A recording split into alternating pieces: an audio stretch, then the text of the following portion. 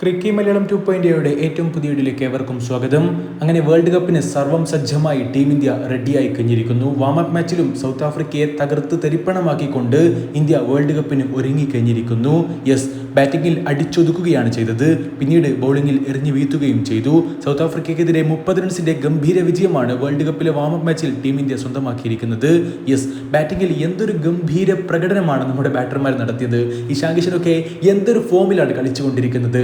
The star boy Tilak Varma തന്റെ തിരിച്ചുവരവിൽ തട്ടുപൊളിപ്പൻ പ്രകടനവും നടത്തിയിരിക്കുന്നു. 20 പന്തിൽ 53 റൺസാണ് ഇഷാൻ കിഷന്റെ സംഭാവന. അദ്ദേഹം ഔട്ടായതല്ലോ, അദ്ദേഹം റിട്ടയർഡ് ഹെഡായിട്ട് മടങ്ങിയതാണ്. ഇതൊരു വാമപ്പ് മാച്ച് ആയതുകൊണ്ട് 18 പന്തിൽ 24 റൺസ് അഭിഷേക് ശർമ്മയുടെ വക. 19 പന്തിൽ 45 റൺസാണ് മടങ്ങി വരവിൽ തിലക് വർമ്മ വെടിക്കെട്ട് നടത്തിക്കൊണ്ട് അടിച്ചുകൂട്ടിയത്. 16 പന്തിൽ 30 റൺസുമായി ക്യാപ്റ്റൻ സൂര്യകുമാർ യാദവ്. 23 പന്തിൽ 35 റൺസ് എടുത്ത് അക്സർ പട്ടേൽ. 13 പന്തിൽ 16 റൺസുമായി റിങ്കു സിംഗ്. 10 പന്തിൽ 300 സ്ട്രൈക്ക് റേറ്റിൽ 30 റൺസുമായി ഹാർദിക് പാണ്ഡ്യ. ഇതിൽ കൂടുതൽ എന്താണ് വേണ്ടത്? വന്നവരും പോയവരുമെല്ലാം അടിയോടടി. നിശ്ചിത 20 ഓവറിൽ 240 എന്ന കൂറ്റൻ സ്കോറാണ് ആദ്യം ബാറ്റ് ചെയ്തുകൊണ്ട് ടീം ഇന്ത്യ ഉയർത്തിയതെങ്കിൽ സൗത്ത് ആഫ്രിക്കയ്ക്ക് 210 റൺസിലേക്ക് എത്താൻ മാത്രമാണ് കഴിഞ്ഞതും. അവർക്ക് വേണ്ടി 21 പന്തിൽ 45 റൺസിന്റെ തകർപ്പൻ പ്രകടനം ട്രിസ്റ്റൻ സ്റ്റെപ്സ് പുറത്തെടുത്തിട്ടുണ്ടായിരുന്നു. റിയാൻ റിക്കിൾട്ടന്റെ വക 44 റൺസ് വന്നപ്പോൾ ക്യാപ്റ്റൻ എഡൻ മാർക്രം 19 പന്തിൽ 38 റൺസും അടിച്ചിട്ടുണ്ട്. അദ്ദേഹവും റിട്ടയർഡ് ഹെഡായിട്ട്, അതായത് മറ്റുള്ള താരങ്ങൾ കൂടി അവസരം നൽകണമെന്നുള്ള ഉദ്ദേശത്തോടുകൂടി മടങ്ങി പോവുകയായിരുന്നു.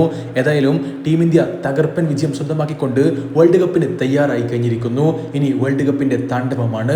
പക്ഷേ സഞ്ജു സാംസണിന് ഈ ഒരു മത്സരത്തിൽ ബാറ്റ് ചെയ്യാൻ അവസരം പോലും ഇല്ല എന്നുള്ളതാണ് നിരാശയുണ്ടാക്കുന്നത്. തീർച്ചയായിട്ടും ഇഷാൻ കിഷൻ തന്നെയാണ് ഇന്ത്യയുടെ ഇനിയുള്ള മെയിൻ ഓപ്പണർ എന്നുള്ള കാര്യത്തിൽ സംശയമേ ഇല്ല. അഭിഷേക് ശർമ്മയോടൊപ്പം വേൾഡ് കപ്പിലും ഇഷാൻ കിഷൻ തന്നെ ഓപ്പൺ ചെയ്യുമെന്നാണ് ഇനി പ്രതീക്ഷിക്കേണ്ടതും.